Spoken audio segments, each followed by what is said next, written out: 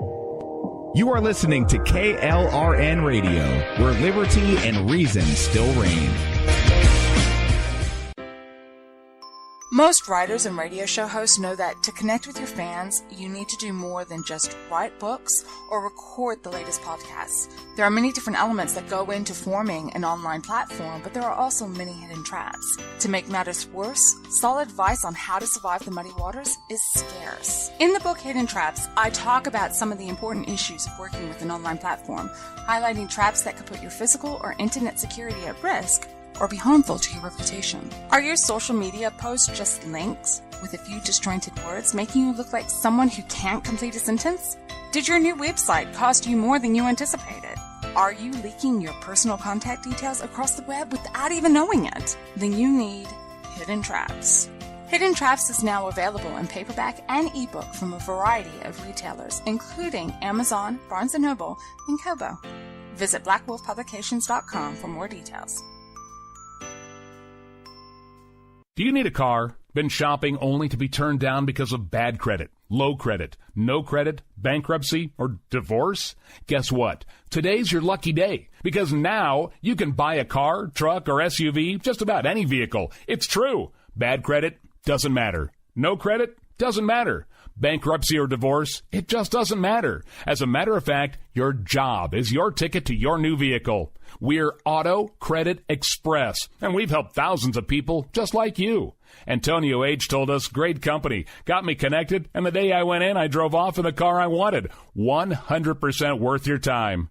Need a car? Get started now and drive off as early as today. Just text FINANCE, FINANCE, to 357-911 right now to get started. That's FINANCE, FINANCE, to 357-911. Auto financing the easy way. Text FINANCE to 357-911. KLRN Radio has advertising rates available. We have rates to fit almost any budget. Contact us at advertising@klrnradio.com.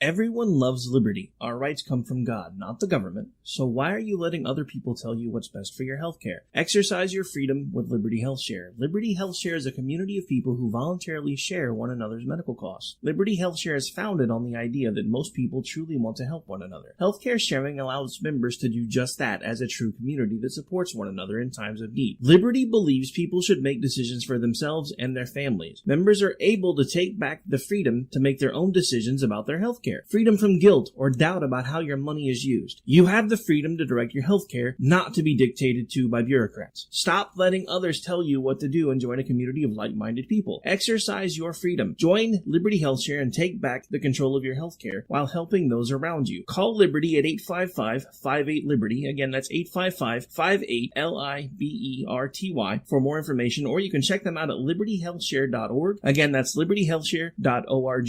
My son was in the Army back during Desert Storm, but even then he wanted an MBA. He looked at a dozen schools, but only one offered the online education and flexibility he needed while he was in a tent in Iraq. Grantham University. Turns out that Grantham's been delivering affordable, relevant college and advanced degrees for over 65 years. Heck, if they can deliver a quality education to a soldier in a tent overseas, think about the flexibility Grantham can offer you so you can earn your degree too. It doesn't matter how complicated or full your life is. If getting a degree is on your bucket list, you'll want to do what my son did. You'll want to call Grantham. Find out how easy it is to get started on your education so you can check that college degree off your bucket list. Call Grantham right now, 800-910-1370. That's 800-910-1370.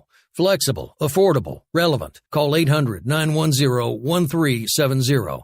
At St. Jude, a family never sees a bill at all. It's like the world has been lifted off of your shoulders. St. Jude Children's Research Hospital. Finding cures, saving children. Learn more at stjude.org. Sometimes writers feel lost, unsure why a passage may not be working. takes another set of eyes to help us nurture our writing into full maturity. At Black Wolf Editorial Services, we strive to enable writers to develop and grow, offering manuscript critiques and line edits through a mentoring editorial style. We also offer assistance on generating a writer's bio for your websites. Black Wolf Editorial Services, nurturing your writing into maturity. For a full list of services, visit blackwolfeditorial.com. You're listening to the Spark Radio Network, internet radio like you've never heard before. Innovation, creativity, and imagination are all said to begin with a spark. So fasten your seatbelt and take the ride of your life and listen for the spark. And so, my fellow Americans, ask not what your country can do for you, ask what you can do for your country. Freedom is never more than one generation away from extinction. We didn't pass it on to our children in the bloodstream. The only way they can inherit the freedom we have known is if we fight for it, protect it, defend it, and then hand it to them with the well-taught lessons of how they in their lifetime must do the same.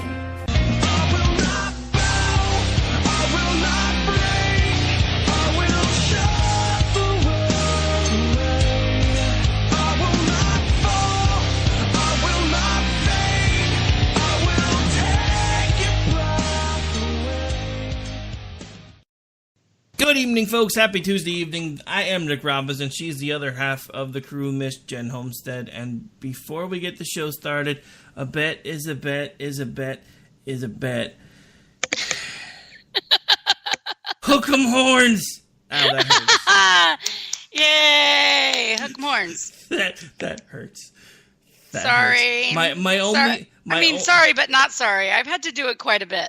Yeah, I know. I get it. Actually, the interesting thing, I looked it up. You guys have actually won that thing more often than we have.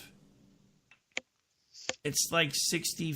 Oh, yeah. Overall, something. But it doesn't feel like it because of the 2000s and then, recently. Yeah, you guys kicked our butt from all the way from 1900 to 1940 something. And since then, it's just kind of been us and then occasionally you guys. Yeah. You have to remember that we went through post-Daryl Royal.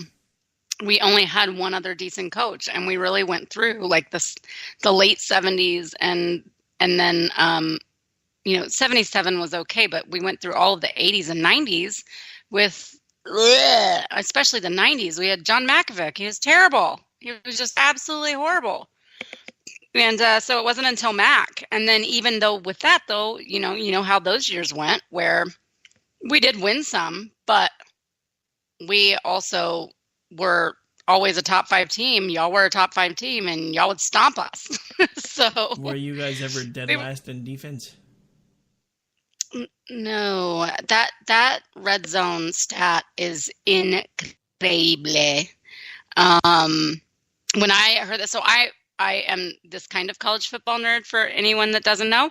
I actually am at the game with people I know, and I have one ear free, and I'm, screaming and cheering and everything, making all sorts of noise, and talking about plays as they happen with the people around me. And then I have one ear with an earphone in it, and I'm listening to the Craig Way broadcast of the game. So I'm that dork. I want to be listening to it on the radio while I'm watching it live. And so there were some little things like that came up during the game, and it was like, yeah, when we got down to the red zone the first time, it was like, Texas is number 78th in red zone office, but Oklahoma is last in the country in red zone defense. And it was like, wait, what? And so then that very first touchdown that was made from the red zone, it was like, oh, that's what a college football team's supposed to do in the red zone. That was for us what we were like, that's how it's supposed to happen. But it sucks that it's because that is just such a ridiculous stat to me. I can't even believe it, especially from OU, and especially while they're still a good team that's ranked high. So the other thing that threw me was I'm sitting there and I'm watching the game, and you guys went through it on 4th and something. It wasn't like a close one. It was 4th and 3, 4th and 4 or something. And then and they're like, well, normally people probably wouldn't go for it on this, but Oklahoma hasn't stopped a single team on a 4th down conversion this year. And I'm like, oh my God. just stop me. Just shoot me now, because I knew how it was going to go. The only thing as much as it sucked, the thing that I'm really, really happy about is at least we fought back to the point of making it a game again. It sucks that we lost by a field goal, but the funny thing is, my pastor at church, he took a vote, and everybody at the church was like, they would have rather just had us been blown out and got it over with. And I'm like, no, that's insane. That's insane. No, at least it became a game. I mean, there were at least it became a game where Jennifer was like digging her fingernails into her own hands, and everyone around me thought that I might have an actual heart attack. But at least for a few seconds, there was the dream that I wouldn't have to say the H word. Oh my gosh, my cousin was sitting with us, and he's a Sooner, and we go with our mixed crowd. But we get the tickets, so they're on the Texas side, so they always have to interlope with us a little bit.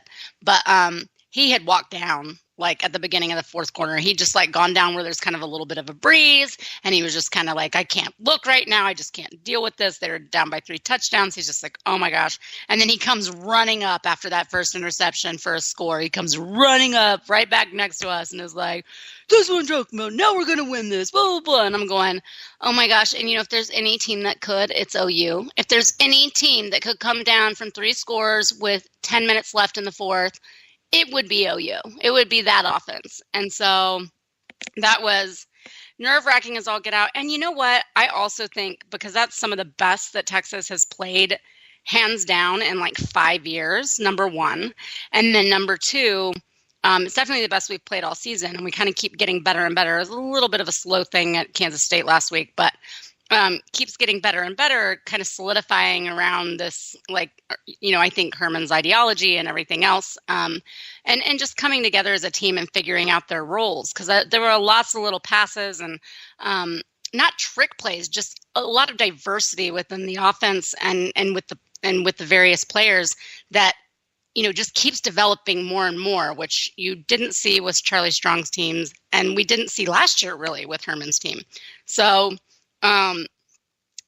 it's really fun to watch them explode. But I mean, that fourth quarter came around, defense was tired, and it's like the hardest game we've played all year, but hardest game any of these boys have ever played in their lives. And I think it was like hanging on for dear life. And the coaches played a little conservatively, but barely won that with a Dicker the kicker. So, Yeah, my wife heard that and about died. She's like, what did he just call him?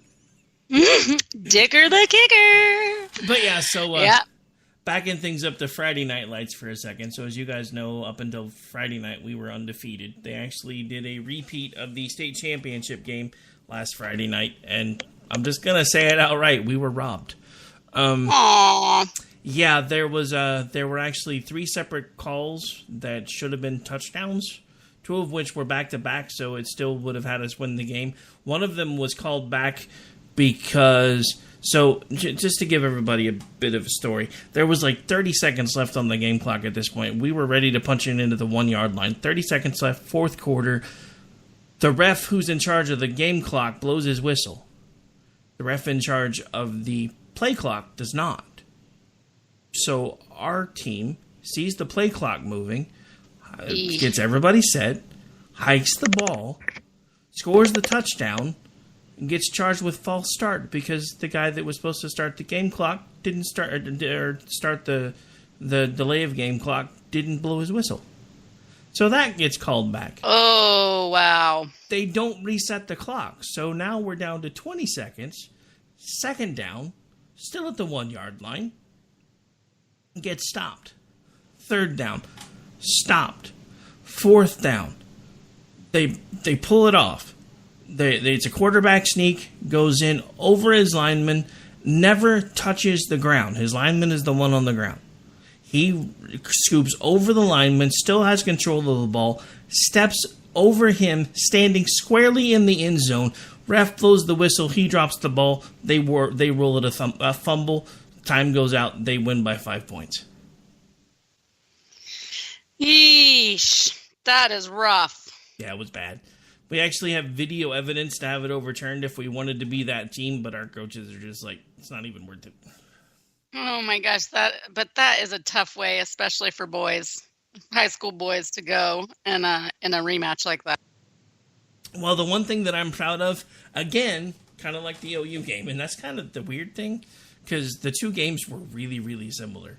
Like, everything kind of started off firing on all cylinders. Everything looked pretty good. Then they fell apart in the third quarter. They rallied in the fourth quarter. They got back to within. It was pretty close to a tie game. And honestly, the other thing that did us in, because we still would have won, but there was a scrum for the ball. Their quarterback, or no, it was one of their running back had the ball. He was down in the middle of the pile, and you can plainly see that his knee was down on the video, but the ref never blew his whistle, so the kid got up and started running again and scored a touchdown. Yowzas. Did you see, that reminds me of that, what was the play? It was North Texas against, who did they play and beat in like one of the first weeks? And the kid did a fake fair catch, and the ref never blew the whistle because he didn't actually do the fair catch, which was the right thing for the ref to do. And they faked him out and ran it for a touchdown because everybody started to walk off the field, and then he just darted around people and jetted in for a touchdown. Yeah, I know. I know what you're talking about. He never officially waved. He never officially waved it off. He just kind of put his arms out, and then he caught it, and he did the little bounce, and was like, "Yeah," didn't act like he was gonna run. And faked everyone out. They figured it was fair catch. And, I mean, I'll say in that case, the refs had extreme discipline to not go ahead and blow the whistle, because the automatic kind of routine thing you think is blow the whistle. But he didn't officially give the signal. He just did some of the movements that most guys do when they're calling, for fair catch. So that was one of those incredible plays, and I'm like, oh my gosh, how many times are we going to see crap like that pop up this season now that someone tried it and it worked so well? Because that's kind of what always happens. But the next ones to do it are going to screw it up, and it'll be funny. Oh, always. But you know that people end up trying that kind of thing whenever someone gets successful with it. Yeah. So anyway, we should probably quit talking about football and start talking about some politics, maybe. Oh, is that what our show's about? Shoot. Well, it's supposed to be, but, we're allowed. But it's not like there isn't a shortage of things to talk about, like the fact that Nikki Haley's resigning. Well, she's kind of resigning on her terms, though, and I honestly think there's other things that are going to be coming down the pipe pretty soon. But she's not leaving right away. She's leaving at the first of the year. But she did officially announce that she would be resigning her position with the UN. And, of course, right. the leftists started shrieking about it, and Nikki Haley's a moron, doesn't even know what she's doing anyway, never should have been there. But right. But women's. I'm so confused. But I do think that there's more down the pipe. I do think that she's one of the few people that is, like you said, getting to leave this administration on her own terms, without, any real blemishes, and actually probably being more beloved than she was when she went into the position. And that's kind of hard to do, it seems like, with this administration, is to walk away being more popular than you were when you went in. And also without any sort of issues, scandal, or indictment or something. So, she is getting a walk away on her own terms. I just always hope, like, sometimes when stuff like this happens, we don't hear about it for months and months, and it's because of a family issue or because someone's ill. And I just hope that that's not the case. I hope it really is because she just kind of has done this very intensely for 2 years, and she needs a break. And she's probably looking forward, and I have no problem with a Haley 2020. Wait, Haley 2020 or Haley 2024? I meant 2024. Sorry, I meant 2024. I would like 2020, but we're not derailing Trump, so 2024. I was gonna say, did you suddenly jump back on the Never Trump train? Because that's one of the things that all the people that are anti Haley that are still firmly in the Trump camp are convinced that she's about to try to run as a spoiler for 2020. No. I don't think. I think that she has. I think she has more love for the party than that. Even if she wanted to, I think that she has more love for the party than that. And I think it would be ridiculously stupid to primary Trump. That's just the dumbest thing I can think of. So, I'm sure there'll be one or two that will kind of try it, but it won't be anything like 2016, where there's a field of people, of candidates, and so her time will be 2024. And I think she'll be battling with some of the same people that ran in 2016, but I don't think very many of those people are even going to attempt to come up against Trump this time around. Probably not. It's really not smart. It's really not smart to primary an incumbent and then still hope to win. All you're doing is signaling to the rest of the country that your party picked the wrong guy and that you want a different guy in there, and it doesn't work. Yeah, but the funny thing about that is, because there are a couple of different people that are swearing up and down that that's what they're going to do. Yeah, well, we'll see what happens. I don't think they're going to do it. Even if they I think any of them that do will come out worse for wear, and it'll be I think it'll be a real knock on their career if they still want one. And I think that I'm not saying everyone has to go out and endorse Trump necessarily, but I don't think that. I think that trying to very seriously primary him is it's absurd, especially considering the way his base rallies, the way. There have been different factions of the right that have come together under him because of certain things that have happened that they have liked. And even if they still don't like him, this has been working. And we've seen what happens when you make his base angry. It's just, as much as my pipe dream would be for a different kind of Republican president, that can happen in 2024. Yeah, it's just dumb to me that the one thing that I really thought was going to happen with as crazy as the left was getting, I really thought the Never Trump folks were about to run out of steam. Apparently there are some diehard folks over there that have basically gone from the staunchly Never Trump column to now I'm basically just going to be a Democrat column. Yeah, I was going to say, I don't even consider them Never Trump anymore because that Never Trump, and someone wrote about this recently and I thought it was really good. It was about how Never Trump should have been, that was about Never Trump, never voting for Trump to be president. It wasn't about once he's there, I'm never doing anything that Trump favors ever, or I'm never going to like it and never going to support it just because it has Trump on it. That wasn't the initial spirit of that movement. But that's what it's turned into. And I think that there was no ability to foresee into his presidency being Never Trump because none of those people thought he could possibly win the presidency. So they had no vision of what Never Trump meant after he was elected to office because they didn't think he'd be in office. So they're just making it up as they go now and pulling it all out their butt. I have to be honest, I didn't think he was going to win. I've said that before. Right. We didn't. And that's fine. So you don't have to take this thing that was about the primaries and trying to stop him in the primaries so that he wouldn't be the Republican candidate. And then once he was a Republican candidate, having to say, well, I'm just not going to vote for him. That's what Never Trump means to me.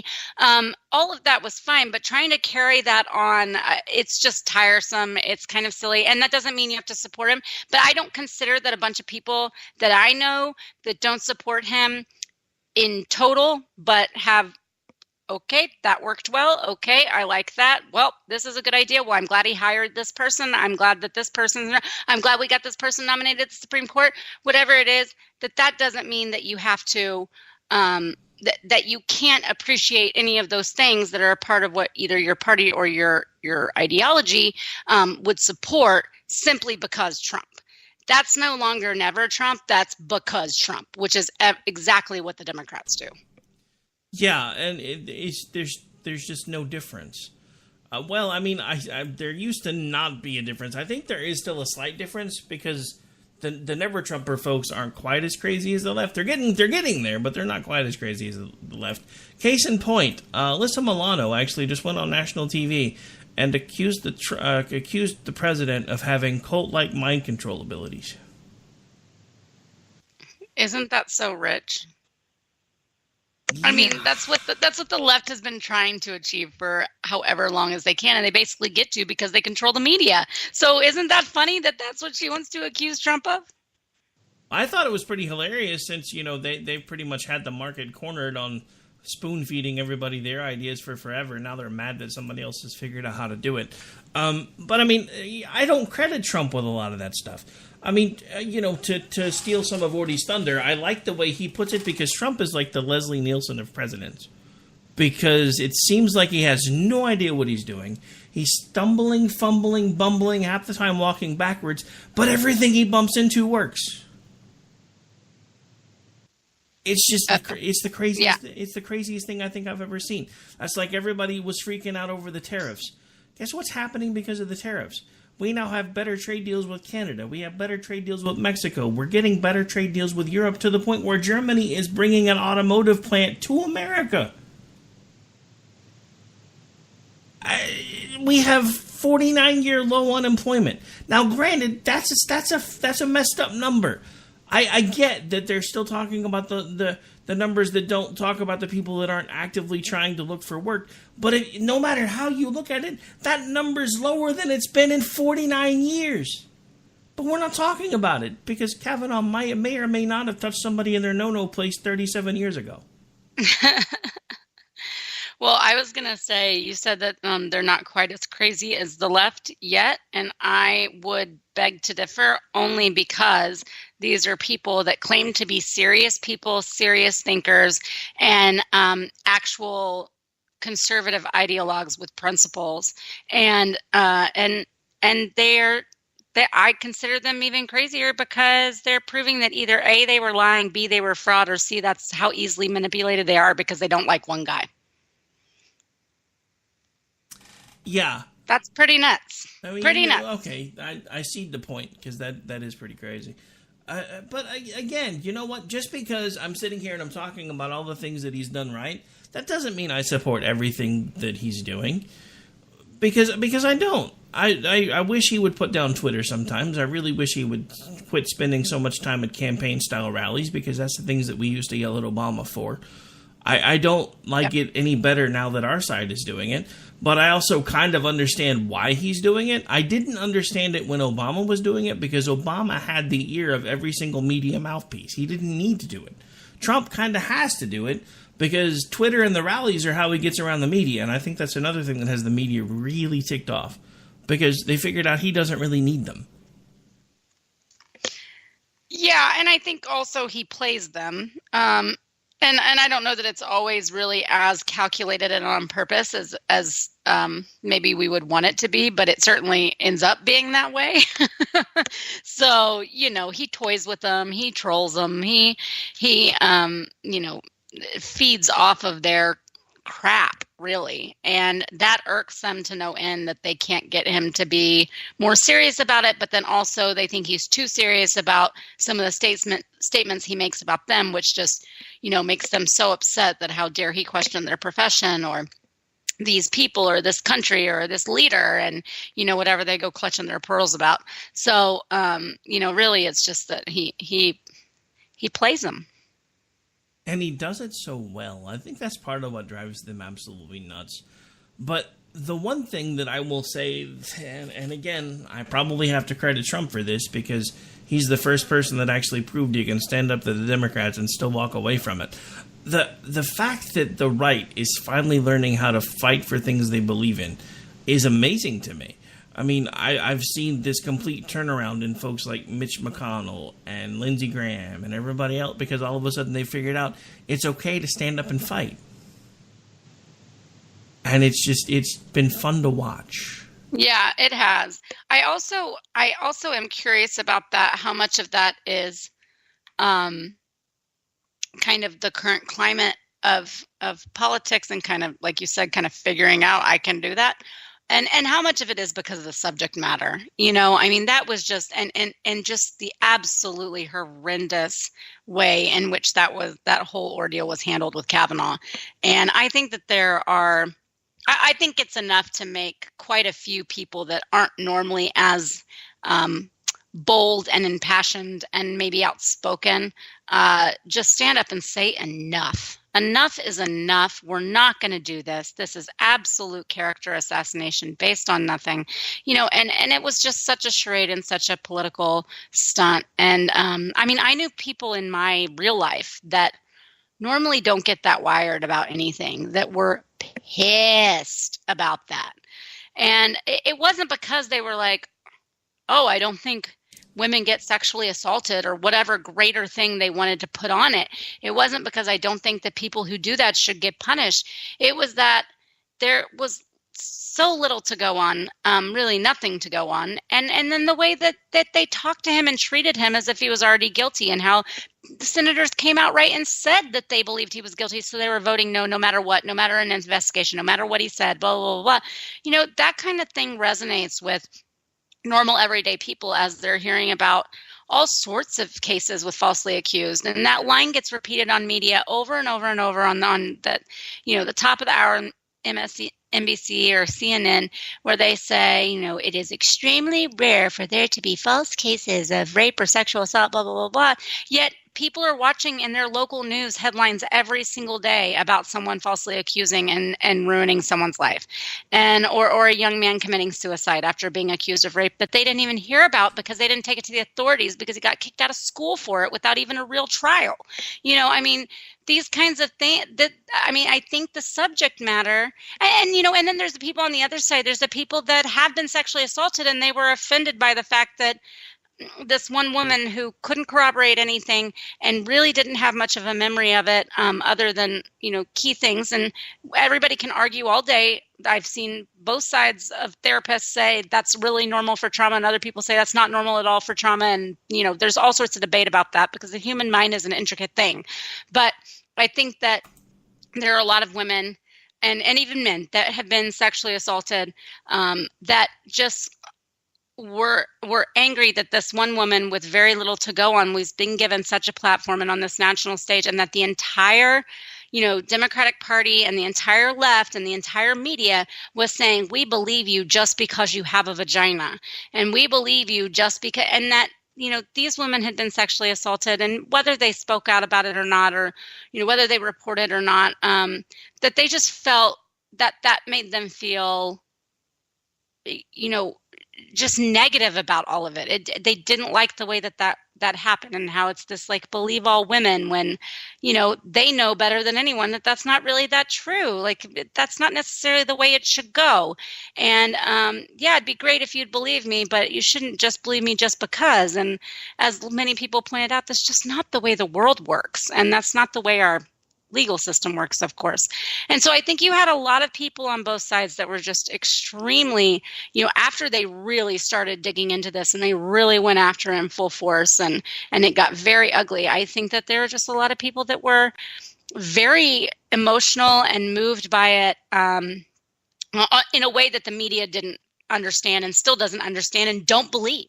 They simply do not believe that there were that many women that were actually moved by Kavanaugh and were turned off by Ford and Ramirez and whatever her name, Swetnick, and all of that, and the way all of that went, and then the reaction to it, that I think they really underestimated that impact, and then the impact on the other side from people just worrying about the false accusations and no due process and guilty before innocent. I think it just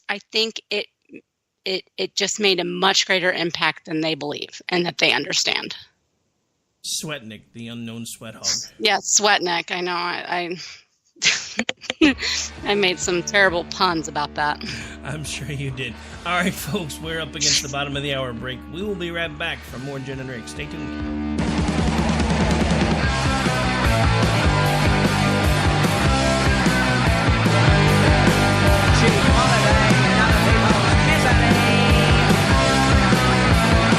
Everyone loves liberty. So why are you letting other people tell you what's best for your healthcare? Exercise your freedom with Liberty Health Share. Liberty Health Share is a community of people who voluntarily share one another's medical costs. Liberty Health Share is founded on the idea that most people truly want to help one another. Healthcare sharing allows members to do just that as a true community that supports one another in times of need. Liberty believes people should make decisions for themselves and their families. Members are able to take back the freedom to make their own decisions about their healthcare. Freedom from guilt or doubt about how your money is used. You have the freedom to direct your healthcare, not to be dictated to by bureaucrats. Stop letting others tell you what to do and join a community of like-minded people. Exercise your freedom. Join Liberty Health Share and take back the control of your healthcare while helping those around you. Call Liberty at 855-58-LIBERTY. Again, that's 855-58-LIBERTY for more information, or you can check them out at libertyhealthshare.org. Again, that's libertyhealthshare.org. My son was in the Army back during Desert Storm. But even then, he wanted an MBA. He looked at a dozen schools, but only one offered the online education and flexibility he needed while he was in a tent in Iraq. Grantham University. Turns out that Grantham's been delivering affordable, relevant college and advanced degrees for over 65 years. Heck, if they can deliver a quality education to a soldier in a tent overseas, think about the flexibility Grantham can offer you so you can earn your degree too. It doesn't matter how complicated or full your life is. If getting a degree is on your bucket list, you'll want to do what my son did. You'll want to call Grantham. Find out how easy it is to get started on your education so you can check that college degree off your bucket list. Call Grantham right now. 800-910-1370. That's 800-910-1370. Flexible, affordable, relevant. Call 800-910-1370. Tired of paying outrageous prices for Viagra? Well, we have great news for you. Now you can finally get Viagra at huge discounts. Healthy Man allows you to save up to $500 on Viagra. Why pay U.S. pharmacy prices of $15 per pill or more when you can get Viagra for less than $3 a pill? Call today and get 40 Viagra pills for only $99. This can cost as much as $600 at your local pharmacy. You can't afford not to call us. If you want Viagra at the lowest prices, never pay $15 a pill pharmacy prices again. Get Viagra for less than $3 a pill. Call 1-800-516-7602 today and save up to $500 and get 40 pills for just $99. Healthy Man is fast, easy, and affordable. Operators are waiting at 1-800-516-7602 to take your call right now. Call 1-800-516-7602. That's 1-800-516-7602. Again, 1-800-516-7602. Attention business owners and independent contractors. This is a money-saving message from Tax Mediation Services. If your business owes $20,000 or more in taxes, we can help you today, right now. Listen, dealing with the IRS is no picnic. It's an intimidating and extremely stressful process, and you don't want to go it alone. Our attorneys know every law, every tax break, and every possible opportunity to help you resolve and reduce your tax debt. And if you owe more than $20,000, you may be at the top of their hit list. So don't take your tax debt lightly, because it will not go away on its own. The IRS can seize your bank accounts, your home, and even shut down your business. Call our tax experts today at 1-800-783-0810 and let us deal with the IRS while you focus on your business. That's 1-800-783-0810. Again, that's 800-783-0810.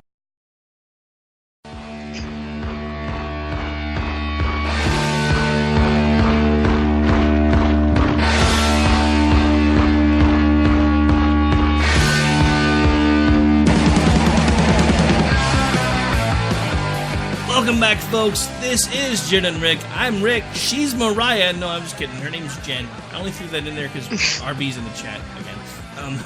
But anyway, so when we were on break, you found something that we were actually kind of hinting around about. So I'm just going to let you have fun with that.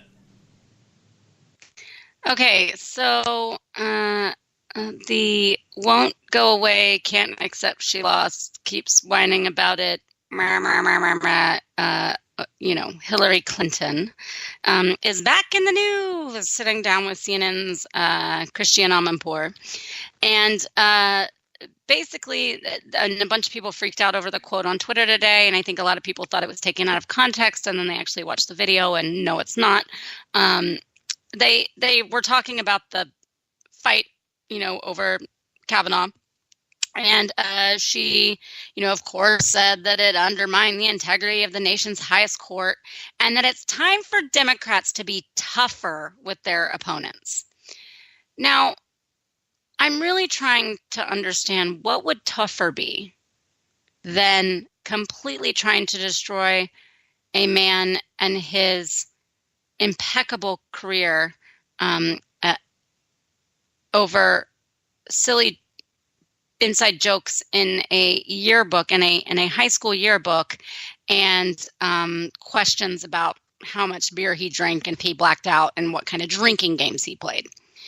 I mean, and in addition to the sexual assault, attempted rape, gang rape, drugging women, orchestrating these gang rape parties, and of course, just being the biggest drunk you've ever seen, and sticking his penis in people's faces, supposedly. But no, they need to be tougher with their opponents. So what would tougher be? Have any ideas? I really don't know how they can get... I mean, we just had Antifa basically take over a small town in Oregon and start directing traffic while the cops were there watching. Not really sure how we get much tougher than that. Are they just... is she suggesting more of, like, softball field tough? Or, run them out of restaurants tough, or try to run them over with cars tough. I don't know. I mean, we did have Republicans ambushed, and luckily one was shot and not a bunch of them assassinated. But would that be tougher on their opponents?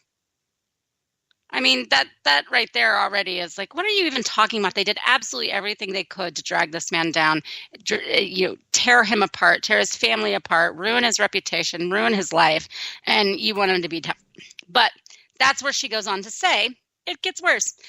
You cannot be civil with a political party that wants to destroy what you stand for, what you care about. That's why I believe if we are fortunate enough to win back the House and or the Senate, that's when civility can start again. You cannot be civil with a political party that wants to destroy what you stand for what you care about. Yeah.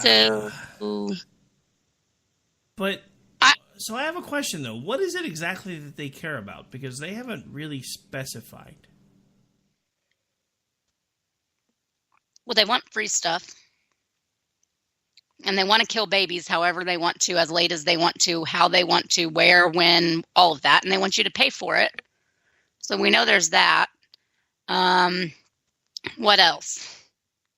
I mean, they want college. They want more welfare. They want strengthened unions. Well, they want more state. They want free college unless it's the electoral college, and then they want that abolished. Right. But, this I just think this is really irresponsible, especially in the climate we're in, like you said, where there's kind of mobs taking over things. We already saw so much destruction and violence and,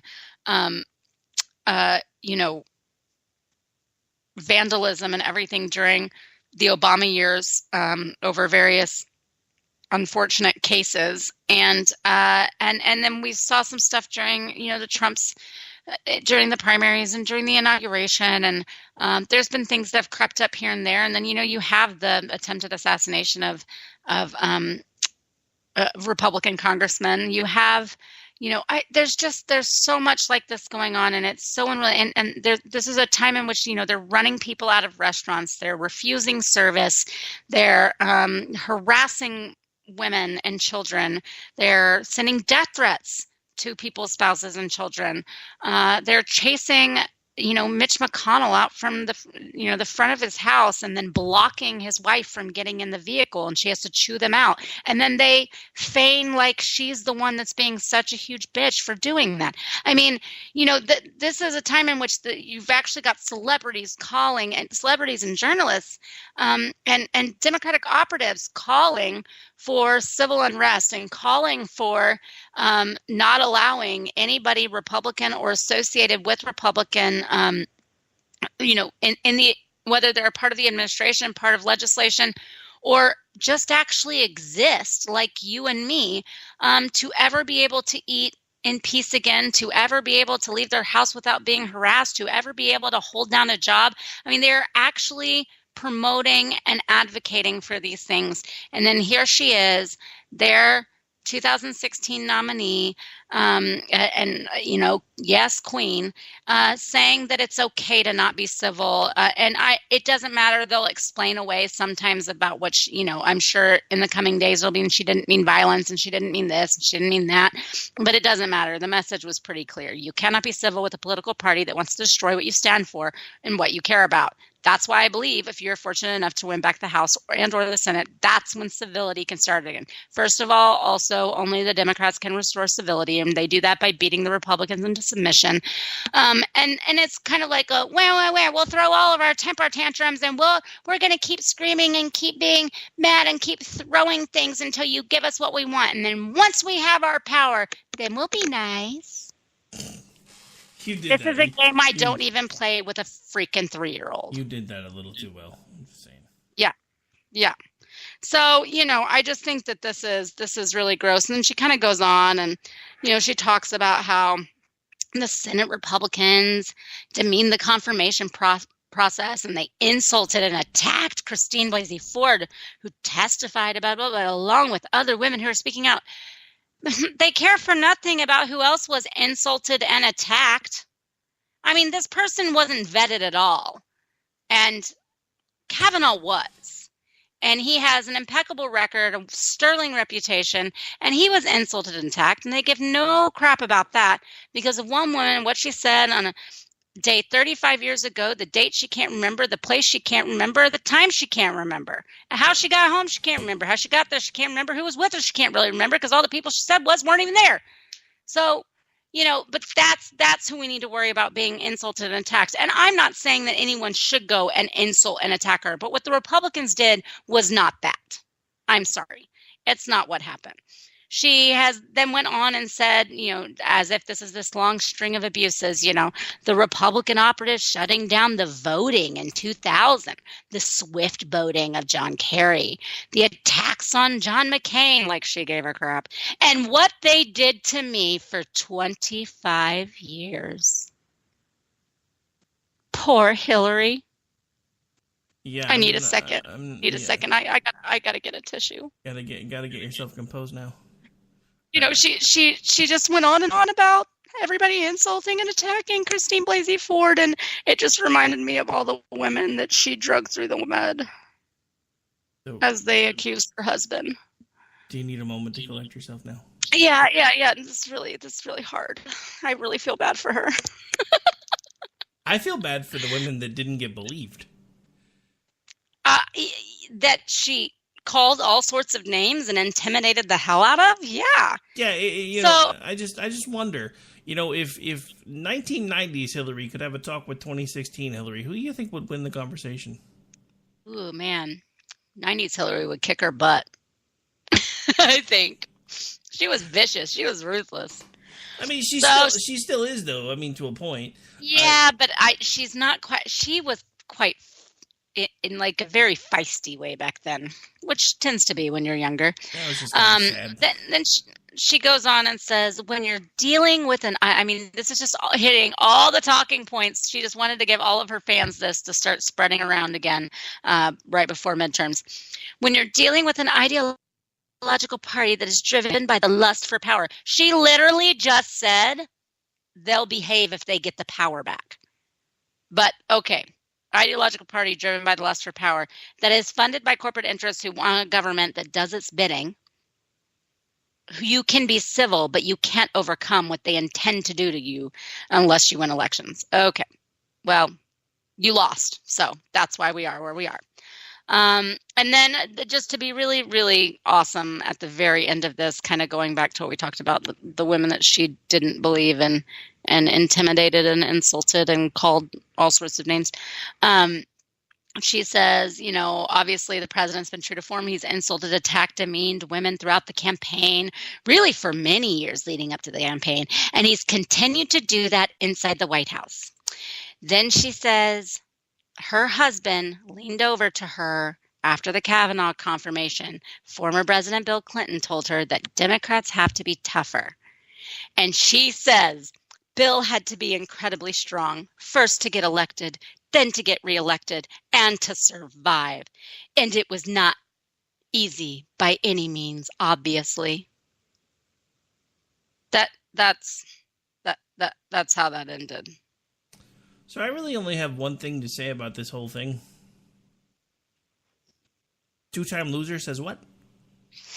I mean, to have talked about Me Too and to talk about insulting Christine Blasey Ford and then to bring Bill into it at the end and talk about how incredibly strong he had to be to get elected and survive.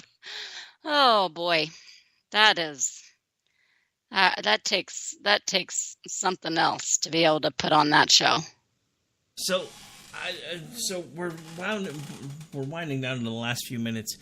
One of the things that I think has been absolutely entertaining to watch is the identity politic crowd that is now trying to figure out which group they want to yell at next, and they can't seem to pick their target because they can't. Now they're fighting with each other, which I think is funny. Oh, good. Eat them alive. Eat each other alive. See, that's the funny thing, though, because we always used to hear about this a lot from folks like Rush Limbaugh and everybody else back in the late 90s, early 2000s, and how the Republicans always had this circular firing squad mentality, and we couldn't really come together, and we couldn't do this, and the Democrats never had that problem. Well, they officially have that problem now, because they tried to become such a big tent group that now they have a bunch of people all under the same tent that all have differing ideas of what they're supposed to do when they're in power. So now they're fighting with each other, and they have vast groups of these people that are now leaving the party in droves because they're tired of it being discombobulated and crazy. Yep. So the one point that I made over and over again last hour is, right now we're celebrating all the wins. So we're looking at the economy. Everything's going good. We're looking at companies voluntarily raising their wages, which we thought was, according to the Democrats, corporations are evil and they would never do that. So that's why the government had to do it. But as soon as we got the government out of the way, businesses started raising wages on their own. Go figure, because that's exactly what we said was going to happen, but the Democrats said that would never happen because corporations are evil. So we have low unemployment. We have companies raising their own wages. We have companies bringing money back into America. We have companies building factories in America again, which according to the Democrats was never supposed to happen again either. But what worries me to a point is we were galvanizing with the Kavanaugh mess. We're less than a month from midterms, but I don't know if we're going to be able to stay as angry as we are right now all the way through to the midterm vote. The Democrats are very, very angry, and now they're even more angry because they feel like nobody's listening to them, because they're not. But I don't know if we're going to be able to stay as focused as we are right now. And I say this as a libertarian. I'm so pissed off I'm voting our down ticket. Because right now, my enemy is the Democrats. As far as I'm concerned, we need to get to the point where I don't care if it's the Republicans and the Libertarians, Republicans and Federalists, Republicans and Libertarians and the Federalists. I'm good with that. But the Democratic Party needs to go away because they've lost their minds, they've gone nuts, and they're so power hungry that they don't even care how they get power anymore or who they destroy to get there. That means it's time for them to go away. Yeah, I absolutely agree, and I'm the same. Like I don't know that momentum is going to, from the anger from the Kavanaugh debacle, is going to be enough to carry it through midterms. But I do think there are a lot of people that really are. I think it did motivate a lot of people who either weren't going to vote in midterms or haven't wanted to vote Republican really since especially like the 2016 election, that are still talking about it, even though Kavanaugh was confirmed on Saturday. And he entered the court this week. And they're still writing threads about it, and they're still talking about it. And you know what? The more those never Trumpers spout off about being our betters and knowing how to, and like I said, I don't even like to call them never Trumpers because I don't even think that's like what it is anymore. It's something completely different. They're just they're wannabe conservatives that are actually liberals or Democrats. But I think that the more that they kind of whine on and on about it, and the more that they encourage people to vote Democrat because Trump, and no, that's what I'm going to just call them. Like I said earlier, I'm going to call them because Trumpers.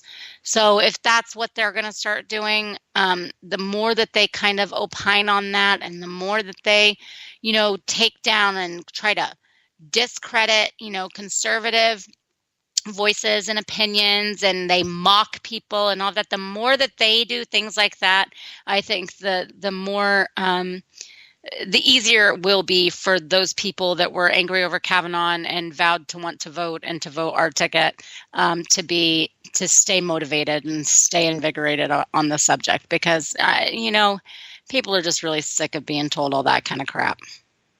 I mean, the only thing that and this is probably going to be my sticking point for the next 30 some odd days, or what are we at now? 27 days. I think we vote November 6th.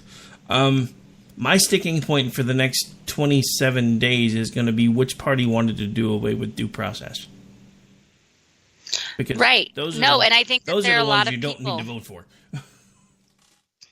And I think there are a lot of people that watch that go down and exactly how people think about that. And even if they did or didn't believe Ford or any of the other allegations, I mean, I even had people on my Facebook of all places, where I tried to avoid unless I'm like tagged in a family photo. I saw people on my Facebook feed that are, and everyone knows most of my friends are liberal, that were going, this is too much. Like, he shouldn't have to prove his innocence. He shouldn't have to come up with all the documentation. He shouldn't have to come up with all the witnesses. He shouldn't have to come up with, that people were just like that.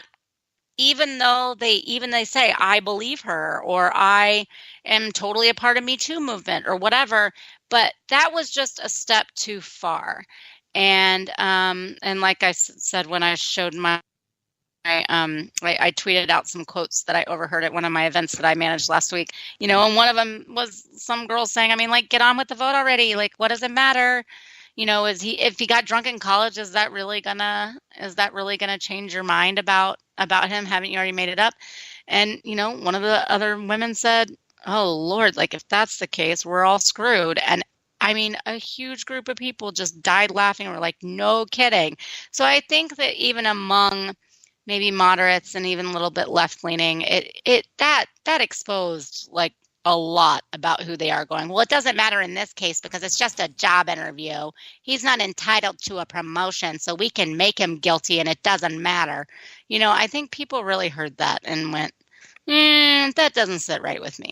Well, people with brains. Well, what's set wrong with me and what even concerned me the most is I actually heard people that I know that are like actual people, not Twitter people, like real life people that I know, parroting this. When Cory Booker basically just sat there and said, I don't care what the truth is at this point, he's not qualified because of this, and there are other people that they should be selecting. And he flat out said, it doesn't matter to me what the truth is at this point, because even if this is a possibility, then he's not qualified. And I had people that I know saying the same thing, and I'm like, are you kidding me right now? Because you can't. The thing about it is one of the basic principles of Western society is innocent until proven guilty. It's also a baseline rule of our criminal justice system and pretty much every form of due process that we have, that you cannot prove a negative. So he can't prove himself innocent because there's nothing he has to prove. Right. No, that's exactly right. And that, I think, is, like I said, it's very unsettling for someone who takes a breath and steps back a second and doesn't just get caught up in the emotion of it and really looks at what they were saying there. Don't listen to the words about credible allegation or this or that, but just exactly how it was like, no, you have to prove to us that you're not guilty. And even though it was 35 years ago and she has no evidence that corroborates, you have to provide evidence that corroborates. And then we're going to move the goalpost. I mean, I think that there were a lot of people that just, and I know some of them are in my own family that are not conservatives necessarily, that got under their skin a little bit. They were very uncomfortable with how that was all going down. Yeah, I mean, that was the thing that I think drove me the most crazy. Like, after he was confirmed, there was this one guy that would not leave me alone on Twitter and kept saying, well, what about the FBI investigation? Why didn't they interview all the witnesses? I'm like, dude, unless you're crediting Trump with time travel and figuring out a way to go back and cover up 6 other investigations, this wasn't the first time he went through the FBI vetting process. If this happened when she said it did, as long ago as she said it did, they should have been able to find something 6 other times, and they didn't. Let it go. Yeah, exactly. And he just kept on going. I said, okay, this conversation's over. All right, speaking of conversations being over, we're back around to the top of the hour. Why don't you remind folks where it is that they can hang out with you when you're not on here talking with me about politics and football and listening to listening to me by the way, real quick before we sign off, did you see there was a tweet today, and I can't remember who it was. Oh, shoot, I'll have to look it up and tweet it out. But He said, so is Nikki Haley resigning because she's taking over for Oklahoma's defense? I could probably go for that. I was like, that is so funny, and also she would probably be better than Stoops. Just saying. She's got to be better than Mike Stoops. All right, folks. Okay. Well, I'm Jay Homestead on Twitter, Misfits Politics, and MisfitsPolitics.com. Check it out. We'll be back tomorrow night, starting with the Conservative Curmudgeon Radio Show, followed by FUBAR, followed by me, and then rounding the night out, I believe, with Justice POV. Follow along with me at Rick Robinson, or actually, no, Rick Robinson on Facebook, and then at RowdyRick73 on Twitter. See you guys tomorrow night. Take care. God bless.